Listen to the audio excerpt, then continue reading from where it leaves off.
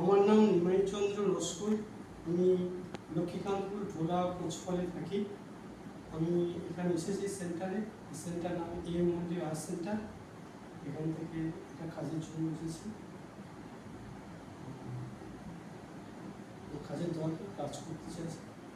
শুনেছি সেন্টারটা খুব ভালো, এখান থেকে কাজ পাওয়া যায় এবং স্যালারি ঠিক মতো পাওয়া যায়।